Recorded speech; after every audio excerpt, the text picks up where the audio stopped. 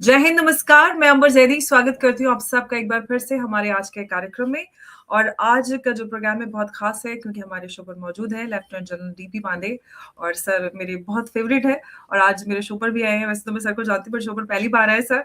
बहुत स्वागत है आपका। जय हिंद, नमस्कार। It's an honour and so good to see you on my show. Thank you sir. Thank you, Amber. Thanks. Nice to be on your show. I think long pending and yes. somehow ऐसा हो रहा है कि I'm doing a podcast almost one a day and I can assure you it is quite exhausting. News को छोड़ करके बाकी सब छोड़ने के बाद में ना ये भी और फिर किसी चैनल पे आओ you have to be very careful about your data and details. You need to actually be careful with my service and age, you know. तो थोड़ा सा तैयारी करनी पड़ जाती है कई बार. अरे सर, आप ऐसा बोलेंगे तो हमारे जैसे लोगों को क्या करना पड़ेगा फिर? सर हम आज जो बात करने वाले हैं वो ये कि भारत का जो चाबहार पोर्ट जो भारत के लिए सिर्फ इंफ्रास्ट्रक्चर नहीं बल्कि कह सकते हैं कि एक स्ट्रेटेजी का गेटवे माना जाता था, उसे चुपचाप भारत ने एग्जिट कर लिया।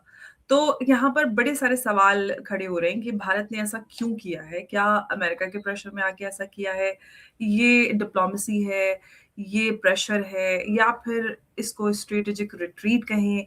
किस तरह से क्या है? लोग बहुत सारे सर सोशल मीडिया और अलग-अलग लोगों के मन में उथल-पुथल है कि भारत ने ऐसा क्यों किया? वो भी $120 मिलियन ईरान को देकर चुपचाप भारत पीछे हो गया।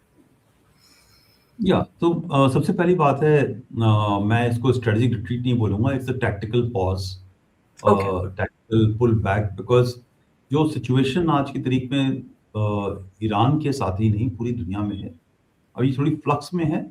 और ये जो टैक्टिकल पॉज है या जो शिफ्ट हैं, चेंजेस हैं, ये एक लॉन्ग टर्म स्ट्रेटेजिक जो गेम प्ले है, जियो पॉलिटिकल गेम प्ले, उसके ऊपर होगा. अभी आप जैसे अगर लेंस को बिल्कुल फोकस करके डालेंगे एक माइक्रोस्कोप को ईरान और उसके अंदर फिर चाबहार पोर्ट पे डालेंगे तो ये बहुत नेगेटिव लगेगा. मगर जब आप इसको एक्सपैंड करेंगे और आप मून या चंद्रमा या सूरज के पास जाकर के एक थोड़ा सा लार्जर उथल पुथल देखेंगे तो आपको ये लगेगा कि जो उथल पुथल है वो यही नहीं हो रही है, हर जगह हो रही है. You imagine Canada, right, just north of America.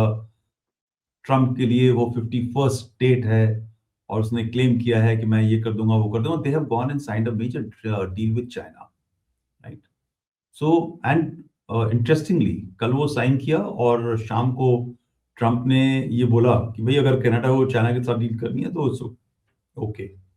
जबकि वो वेनेजुएला में घुसा, सब लोग देख रहे हैं वेनेजुएला में वो it he has gone for drug, narco, oil, कई कई स्टोरी चल रही है. बट बेसिकली जो मुझे लगता है वो गया था वो चाइनीज के साथ में ज्यादा हॉबनॉबिंग हो रही थी. एक चाइना का कंट्रोल वेनेजुएला पे चल रहा था.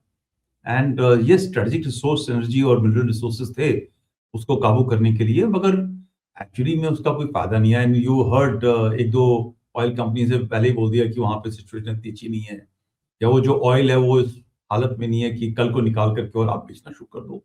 It will require massive infrastructure improvement, transition and change ताकि उस ऑयल का इस्तेमाल हो सके.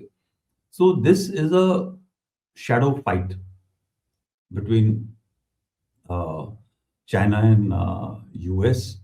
एंड उसके अंदर आप अगर थोड़ा सा नैरो हो जाओ तो आप चाबहार को देखते हो, वो is part of that same context. तो आई मैं थोड़ा सा क्विकली एक चाबहार पोर्ट के बारे में बताना चाहूंगा.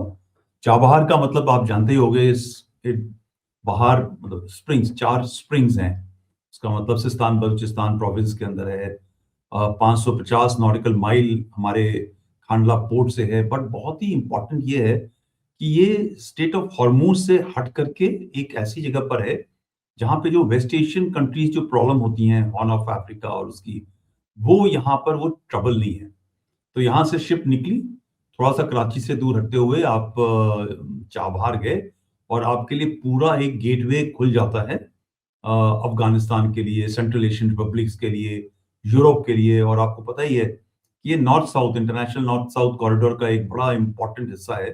7,200 किलोमीटर्स की जो ये कॉरिडोर है वो इंडिया से लेकर के स्ट्रेट अवे यूरोप के अंदर सामान भेजने का एक प्लान था आगे के लिए, जो चलेगा. आई एम श्योर जब ये थोड़ी सी सिचुएशन स्टेबलाइज हो जाएगी, eventually economy trade is the one जो दुनिया को चलाती है, हथियार नहीं चलाता, हथियार कंट्रोल करता है।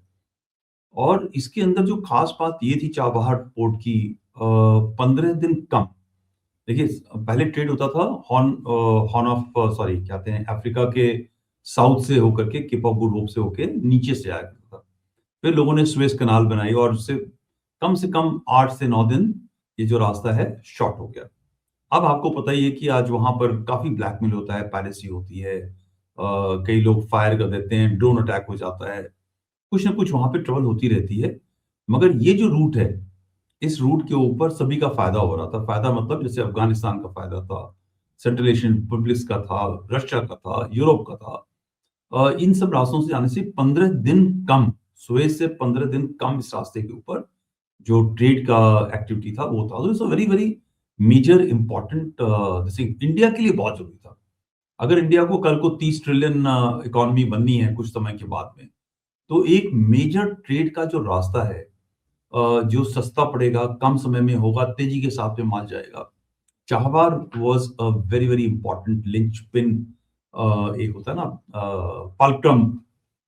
और मोस्ट इम्पोर्टेंटली देखिए, अफगानिस्तान के साथ में, अफगान गवर्नमेंट के साथ में मैं बोलूंगा, अफगान के पॉपुलेशन के साथ में हमारा जो एक रिश्ता रहा है भारत का, वो आज का नहीं है, बहुत पुराना। ठीक है, हमारे यहाँ पे वहां से अटैक आए, उस तरफ से हमले बहुत हुए क्योंकि वहां पे कुछ खाने पीने को नहीं था। तो उसके अलावा अगर देखा जाए तो एक बहुत अच्छा रिश्ता हमारा अफगानिस्तान के साथ मेनलैंड भारत का है, राइट।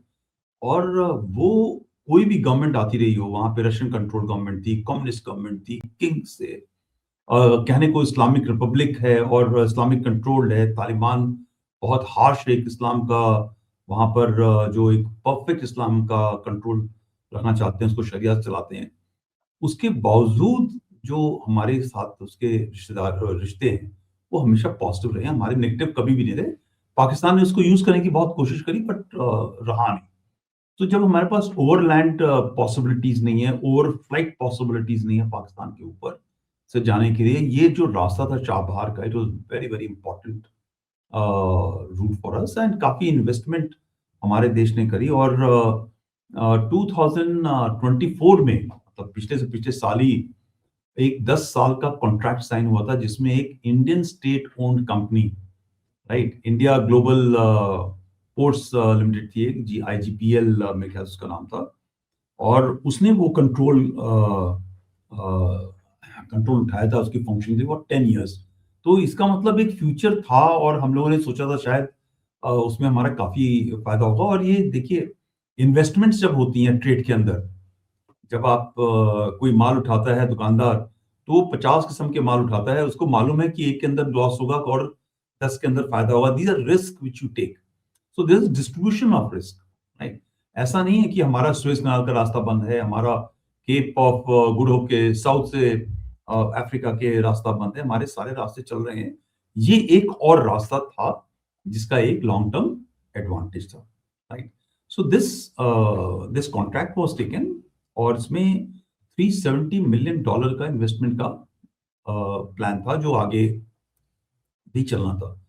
अब with American sanctions coming in, Trump के आने के बाद ये जो प्रॉब्लम्स शुरू हुई हैं, आपको शायद याद भी होगा कि अक्टूबर लास्ट ईयर 2025 में सारे सैंक्शंस के अंदर, और काफी लोग इंडिया US रिलेशनशिप को बहुत डिप मान रहे हैं, मगर आपको ये भी जानना चाहिए कि 6 महीने का एक हमको टाइम दिया गया था, राइट। तो लोगों ने सोचा कि ये टाइम दिया गया है ताकि तुम पोर्ट ऑपरेशन जारी रखो, मगर जो फाइन लैंग्वेज उसका ये था कि आप ठप मत कर दो काम और उसको धीरे धीरे वाइंड अप करो, ताकि आपके जो पैसे का इन्वेस्टमेंट है, आपका जो लॉन्ग टर्म लागत है, आप इन सब चीजों को मतलब साइड स्टेप करो।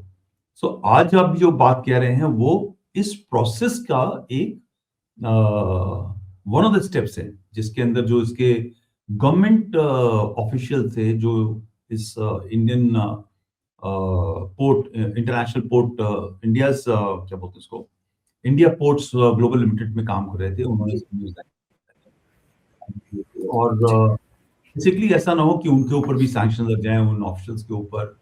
और अब जो सोच चल रही है कि एक प्राइवेट एंटिटी बनाई जाएगी जिसके ऊपर सैंक्शंस का अफेक्ट ना हो, या वो इतनी पावरफुल हो जिसके ऊपर सैंक्शन लगे भी तो कोई फर्क ना पड़े, राइट?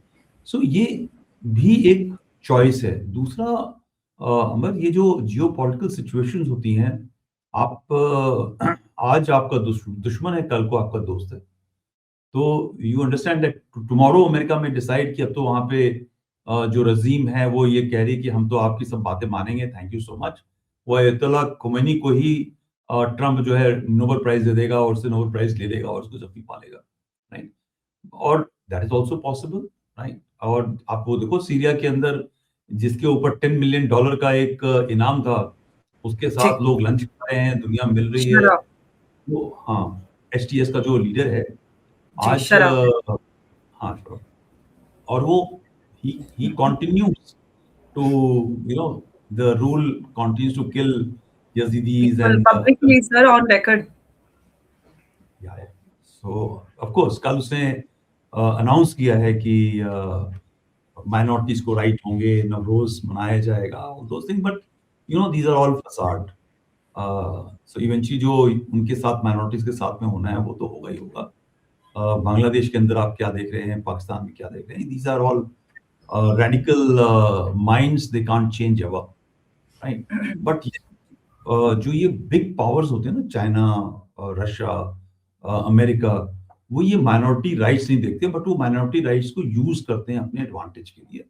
तो सडनली अगर ट्रम्प को पैसे मिल जाएं, गिफ्ट मिल जाएं, तो कल को वो चेंज हो जाए और कहे नहीं नहीं, ईरान तो हमारा बहुत अच्छा दोस्त है एंड लेस एम्ब्रेस, और कल को रजीम चेंज हो जाती है और हो सकता है कोई दूसरी रजीम आ जाए और दोबारा से roads open up, right? So these are all possibility, I think it's a, that is why मैं आपको ये बता रहा हूँ कि ये टैक्टिकल पॉज है, टैक्टिकल शिफ्ट है। मगर गवर्नमेंट ऑफ इंडिया मेरे ख्याल से कई और ऑप्शंस निकाल रही है ताकि चाबहार पोर्ट का इस्तेमाल होता रहे, बिकॉज वो हमारे लिए बहुत क्रिटिकल है। अनफॉर्चुनेटली टुडे अमेरिका का जो इंटरेस्ट अफगानिस्तान में है वो उतना नहीं है। इस वहां पे जो गवर्नमेंट है वो उसकी मान नहीं रही है। So therefore Taliban controlled Afghanistan उसके लिए अच्छा नहीं है, और ईरान तो ऑफकोर्स इसके लिए एंटी है। सो चाबहार पोर्ट की जो वैल्यू है, वरना क्या होता है ऐसे और किसी सिनेरियो के अंदर, अब अफगान के अंदर उनका अगर इंटरेस्ट होता, तालिबान के साथ में जो दोस्ती थी वो कुछ साल पहले वाली चल रही होती, तो Taliban would have reached out, भाई हमको पाकिस्तान से बनता नहीं है, हमें इंडिया से सामान आ रहा है, चाबहार पोर्ट चलने दो। तो दीज आर इश्यूज। मगर आपका जो लास्ट पॉइंट जो आप एक्चुअली मुझसे सुनना चाहते हैं कि ये इंडिया की हार है कि जीत है और क्या है, बट आप if we don't have that kind of a leverage, right? Up today, besides America, China is the most powerful country, right? Is it acceptable? और टेक्नोलॉजी के हिसाब से, मिलिट्री के हिसाब से, इकोनॉमी के हिसाब से वो हमसे कहीं आगे है। आज नंबर 2 पोजीशन पे बहुत ही क्लियर कट आगे इसके ऊपर है। जी, वेनेजुएला में जब मदुरो को उठाया गया, उस दिन one of the Chinese special envoy was meeting Maduro, right? उसके बाद में चाइना ओनली कुड विम्पर और से ये गलत हुआ है, ऐसा होना नहीं चाहिए। What else has happened? Nothing, right?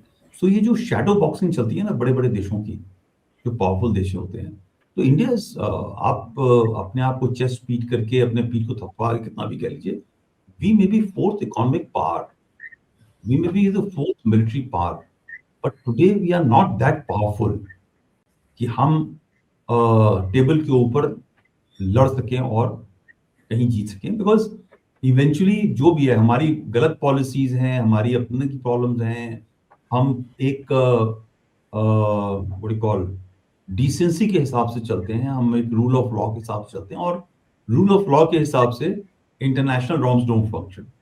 और सर ये मैं यहाँ पे आपसे एक बात और समझना चाहती हूँ, सिंस हम चाइना के बारे में बात कर रहे हैं, तो अभी जैसे कि भारत पीछे हुआ है, तो क्या सर चाइना को ईरान के थ्रू पूरे सेंट्रल एशिया पे एक फ्री एक्सेस मिल जाएगा अब यहाँ से? नहीं, ऐसा नहीं है। देखिए, जब ये जो सैंक्शंस होंगे होंगे ना, तो सैंक्शंस जो सेंट्रल एशियन रिपब्लिक है उनके अंदर ही पड़ेंगे, और प्लस ये जो ईरान के थ्रू रूट था, थ्रू चाबहार जिसको आप बोल रहे हैं, वो जो रूट है वो चाइना के पास ऑलरेडी एग्जिस्टिंग है। right? They have got it through Tajikistan, they got it through Turkmenistan, they got the land routes which are available. Yes, एक और रूट खुल जाएगा, बट अगर आप उस रूट को देखना चाहते हैं तो इवेंचुअली फॉर देम वो घूम करके पूरा ईरान आएगा, पूरा एशिया को क्रॉस करते हुए और सी लेन्स के थ्रू और फिर उसके थ्रू एंटर करेगा। तो there only his advantage to come to Afghanistan, और उसका कोई ज्यादा मुझे जो मेरी समझ है उसके अंदर ज्यादा एडवांटेज नहीं है। But yes, Iran will become a client state of China, right? Because Iran के पास आज कोई भी आउटलेट नहीं है। आप अगर देखो उसके जो भी आसपास दोस्त हैं, they are all under American pressure and control except for Yemen Houthis and all. One Houthis की इकोनॉमिक पावर, मिलिट्री पावर, आपको पता है कि इजराइल वालों ने पैसे दे करके हुतीज के जितने भी अटैक हो रहे थे वो खरीद के बंद करा दिए। So they are all they can be controlled by this. But हमारे इंडिया में आप देखो, हमारे को मुझको हमको क्या फर्क पड़ता है except for this land, this route of Chabahar port. Iran के साथ आज जो हमारी ट्रेड है, it is not even 1.6 billion dollar worth trade, less than 1% of India's trade with Iran.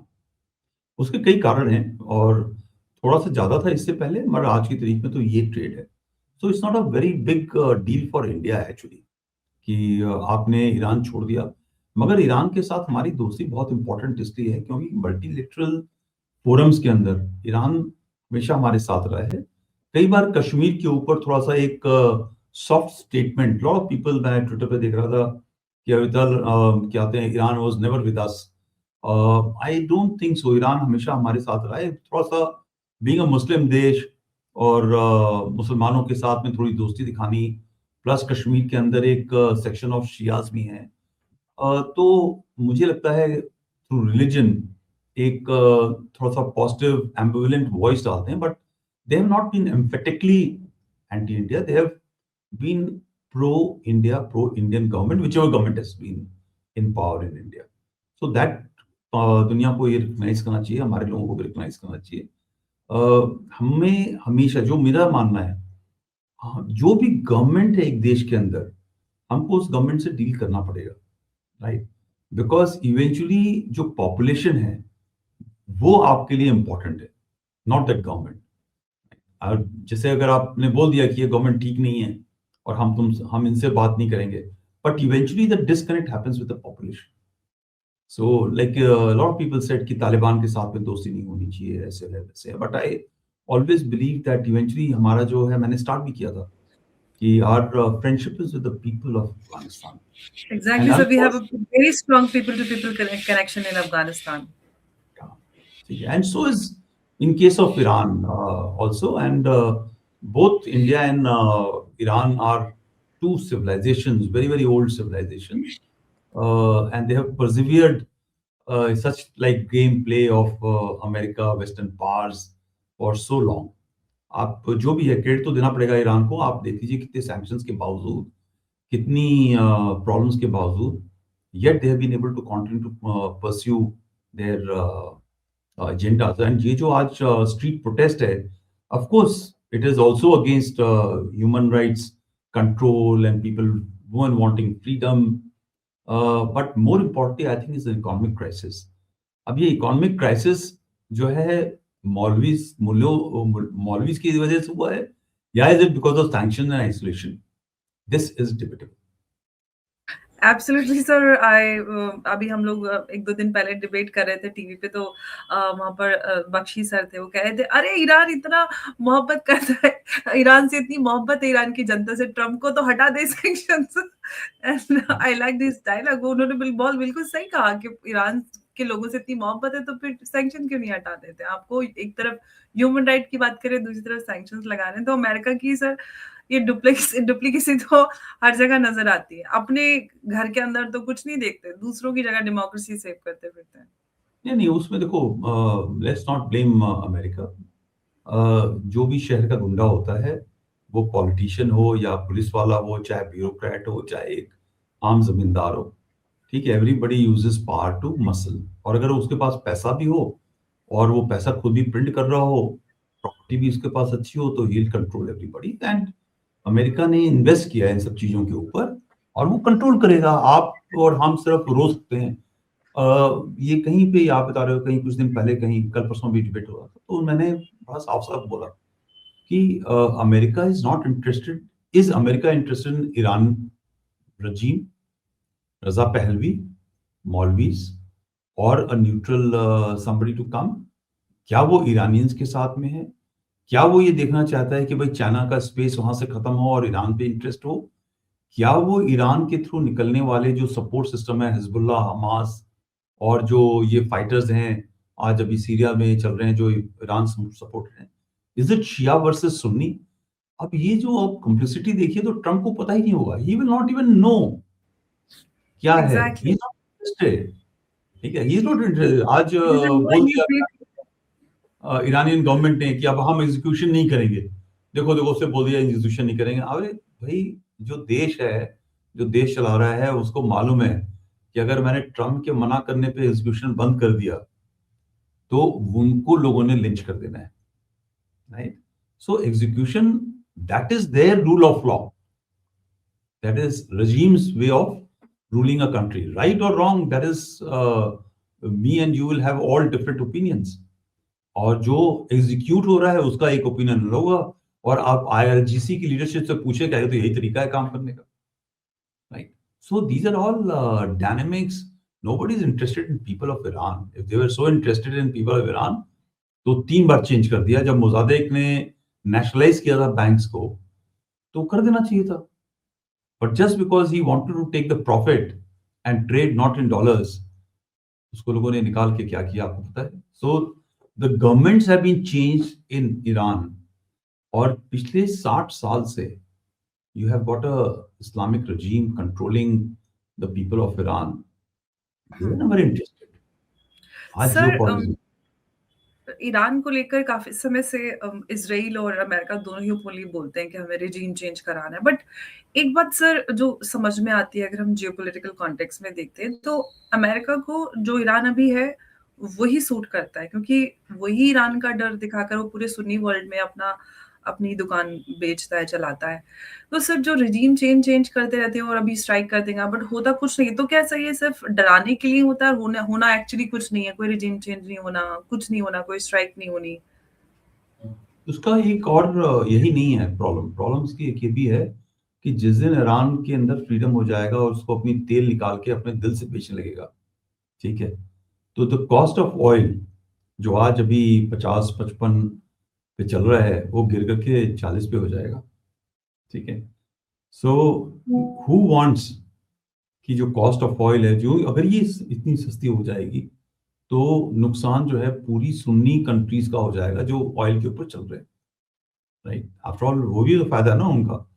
अब उन्होंने जितना भी, आप देख लो, सऊदी वगैरह ने और पूरा डाइवर्सिफाई और किया है। इवेंचुअली वो सारा बेनिफिट अमेरिका को ही जाता है। हाँ, दिस वे और दैट वे भैया, देखो, दो तरीके से बेनिफिट जाएगा अमेरिका को। एक तो ये सस्ता तेल खरीदेगा वहां से, ठीक है, उसका भी फायदा है।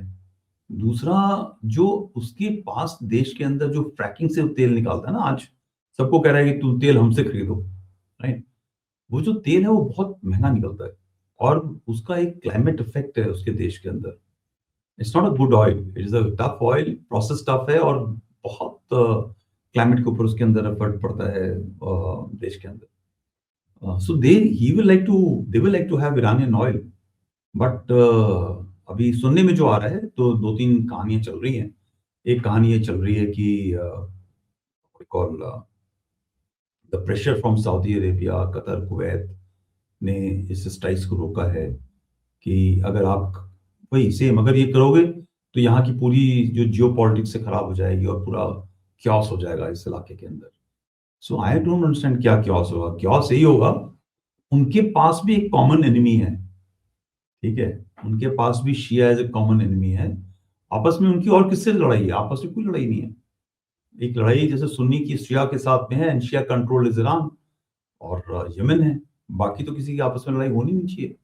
So the moment that will get over, तो एक कॉमन बेस खत्म हो जाएगा। और दूसरा जो टेररिस्ट का प्रॉब्लम है, the biggest problem they are handling in the region is not from Shia terrorists or Shia based groups.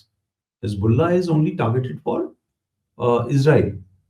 मगर जो सुन्नी टेररिस्ट हैं या सेपरेटिस्ट हैं या आईएसआईएस, अलकायदा, दैश है, वो जो एक खतरा मोनार्क्स के लिए और जो ये डिक्टेटरशिप्स हैं उनके लिए पैदा करते हैं, करेंगे, वो खुल जाएंगे बिल्कुल। आज थोड़ा सा anti this and anti that चल रहा है, with Syria going, the control of radicals having come in that place. तो आप ये सोचिए कि जो सऊदी अरेबिया है और जो दूसरे कंट्रीज हैं, उसके अंदर भी लोग कह रहे होंगे, यार हमारा भी नंबर आ सकता है। Why can't we as radical or terrorist rule these countries? और जब इराक निकल जाएगा, राइट, सो ये सब प्रॉब्लम होंगी।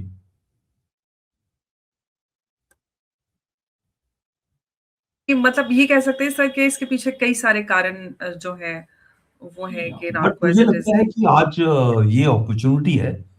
अमेरिका के पास में और इजराइल के पास में इस चीज को सॉल्व करने की थोड़ी बहुत। And next 7 days will tell, आर या पार। बट सर एक बात है, ईरान, इजराइल और ये अमेरिका का जो कॉन्फ्लिक्ट है, इसमें तीनों ही तरफ से कोई भी मिड लेवल पर आकर मिडिल ग्राउंड्स पर कोई बात करने के लिए तैयार नहीं होता। सब एकदम एक्सट्रीम बात करते हैं, चाहे इधर से बात कर लें चाहे उधर से बात करते हैं। देखो, जो ईरान के ऊपर Masoud sir problems, Pezeshkian sir आए थे तब उन्होंने ये कहा था कि सपोज़िटली वो लिबरल नज़र आ रहे थे और उम्मीद थी कि टॉक्स करेंगे तो चीज़ें बेहतर होंगी, बट वहीं पे है अभी भी। बहुत एक्सट्रीम बात होती है हर तरफ से, ऐसा क्यों सर? नहीं नहीं, किसकी बात कर रहे हो आप? ट्रम्प जब आए थे? मसूद पेज़ेश्कियान साहब जब ईरान के प्रेज़िडेंट का वो हुआ था, उनको भी मतलब ईरान में भी ये था कि थोड़ा लिबरल प्रेज़िडेंट आ गए हैं, तो लोगों के बीच में एक नया बदलाव था। उधर से भी था कि थोड़ा-सा मतलब ईरान और इज़राइल और तीनों का जो स ये कॉन्फ्लिक्ट बैठता है, ईरान, इज़राइल तीनों मतलब ईरान के अगेंस्ट वो एकदम आउटराइट जाके कि हम रेजिम चेंज कर देंगे, हम ये कर देंगे, वो कह रहे हैं हमें पूरा इज़राइल पे ये चाहिए। तो मतलब एकदम एक्सट्रीम बात होती है। कोई मिडल ग्राउंड पर आकर कोई कॉन्फ्लिक्ट रिज़ॉल्व करने के लिए तैयार नहीं कर होता है। जो माय उनका, पॉइंट। देखिए, the control of country is in hand not of political power. जो ये तो सच्चाई है, वो आप उसमें ईरानियन पीपल चाहते हैं कि थोड़ा मॉडरेट हो, थोड़ा लिबरल हो, हमें थोड़ी सी आज़ादी मिले। बट जैसे ही वो आज़ादी मिलेगी, तुरंत जो खतरा है क्लरिक्स के ऊपर हो जाएगा। तो that place is controlled by the clerics, और क्लरिक्स ने 60-65 साल में इतना कंट्रोल बनाया हुआ है, अलॉन्ग विद आईआरजीसी, कट्स के साथ में, और इनकी जो इंटेलिजेंस के जो बाकी एजेंसीज हैं, it's a huge significant control. And control वो ऐसा हो गया है कि जहां पे भी आप हार्श रिलीजियस इंस्ट्रूमेंट डालेंगे, स्पेशली इन सिविलाइजेशनल एरियाज, वहां पे जो एक सोच होती है ना, डीएनए की सोच, एक मॉडर्न सोच, आप Persians are very very modern in the thought, right. और सच्चाई तो ये है कि जो रिलीजन है, this is a religion of last just about millennium old. तो वो जो एक मॉडर्न थॉट के साथ चलने वाले हैं, एक कंट्रोल रिलीजियस थॉट के साथ में हमेशा कॉन्फ्लिक्ट होगा, right. So, and this religion is not of Persia, it is of tribal areas from Saudis. And देखिए, Arabs are chalk and cheese from Persians. Behavior, conduct, बातचीत, fractures and everything, बहुत ही फर्क है। You just can't compare this thing. वो इस तरह का जो कंट्रोल है, रिलीजियस कंट्रोल, वो बांग्लादेश में चल सकता है, वो क्या कहते हैं, पाकिस्तान में चल सकता है, जहाँ पे एजुकेशन सिस्टम ही जीरो हो रखा है, और आदमी की जो वैल्यू है, आदमी या औरत की वैल्यू, वो गाय भैंस जहाँ जानवरों की तरह है, वहां पे कोई वैल्यू नहीं है। वहां पे एक फ्यूडलिस्टिक लॉट सिस्टम है। पर्शिया में ऐसा नहीं है, right. So they know, the clerics know कि अगर हमने ज्यादा ढील दे दी तो डिमांड बहुत हो जाएगी। So it is contained, but yes, there are universities functioning, there are things functioning, but that control is significant. So आप मॉडर्न लेके आए या हार्ड लाइन लेकर के आए, वो तो एक सिंबॉलिक है। रही बात करने की, तो जब आपने एक पोस्टरिंग ले ली है कि इजराइल इज नॉट आर्स, ठीक है, अनफॉर्चुनेटली जब एक रिलीजियस क्लेरिक, एक पोस्ट, एक politician can change his voice, ठीक है, आज इजराइल के साथ है, कल नहीं है। बट एक रिलीजियस क्लेरिक, तो he is a man of God, right, at least he tells everybody कि I am the man of God. अब मुझे तो भगवान ने बोला है कि इज़राइल यहाँ नहीं रहना चाहिए। अब एक बार आपने पोस्टर ले लिया, आपको चेंज नहीं कर सकते। राजा चेंज कर सकता है, प्रजा चेंज कर सकती है, बट जो धर्म को मानने वाले हैं वो ये कैसे मान लें कि उसका एग्जिस्टेंस है। So that is one compulsion posture which they have taken that can not change. और उसी थॉट के साथ में जो उनकी लेयर है, so you know lot of people feel कि अमेरिका ईरान में जाएगा और ये कुछ कर देगा, काम कर देगा। It's very difficult. Please understand, line rise हुआ तो ईरान के अंदर फ्रैक्चर्स हैं, उसका इस्तेमाल करके ऑपरेशन लायन राइज कर दिया Israel, very successful, right, but it was not 100% successful. अब ईरानियंस ने सिर्फ गलती एक ये करी कि उन्होंने टॉप लीडरशिप ऑफ आईआरजीसी और इंटेलिजेंस एजेंसीज को मार दिया, but they left the clerics out, right. उन्होंने ये सोचा कि हो सकता है बिहेवियर चेंज हो जाए, बट बिहेवियर नहीं चेंज हो सकता। सिमिलरली जैसे इसराइल के अंदर जो हार्डकोर जूज हैं, राइट, रबाइज हैं, उनका व्यू नहीं चेंज हो सकता। तो बट वहां पे उनका कंट्रोल नहीं है, वहां पे एक पॉलिटिकल पावर भी है, बट यहाँ पे कंट्रोल है, तो ये तो चेंज नहीं होने देंगे। You look it, because of this, being a Shia country, वो एक सुन्नी ग्रुप्स को भी, Hamas is a Sunni group, right, पूरा पैसा दे रहे हैं उसको, सब कुछ कंट्रोल दे रहे हैं, मॉरल सपोर्ट दे रहे हैं, हथियार एम्यूनिशन सब दे रहे हैं, right. So that is civilisational.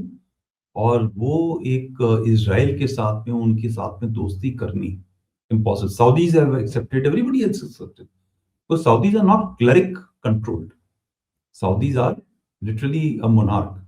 और आप बाकी सब जगह देख लीजिए, वो सब के सब मोनार्क्स हैं। तो they understand business, they understand politics. But जब आप एक रिलीजियस एंटिटी से चलते हैं, then you can't have a change of thought. Change of thought लोग आपको खत्म कर देंगे। जी बिल्कुल। और काफ़ी गंभीर स्थिति फ़िलहाल बनी हुई है। अगर हम जियोपॉलिटिकल चेस बोर्ड पर देखते हैं तो हर तरफ कियोस्क नज़र आता है और अमेरिका ने हर तरफ उथल-पुथल मचाई हुई है। अब देखते हैं कि ख़ास तौर से अगर हम चाबहार पोर्ट को लेकर बात करते हैं तो आगे, जैसे कि सर आपने कहा कि अभी ये एक स्ट्रेटेजिक पॉज़ इसको हम कह सकते हैं। तो ये पॉज़ कब हटता है और भारत किस अल्टरनेटिव के साथ आगे आता है, ये आने वाला समय बताएगा। सर बहुत धन्यवाद आपका इस चर्चा में जुड़ने के लिए। नमस्कार, जय हिंद, जय भारत। थैंक यू अमर, जय हिंद, जय भारत।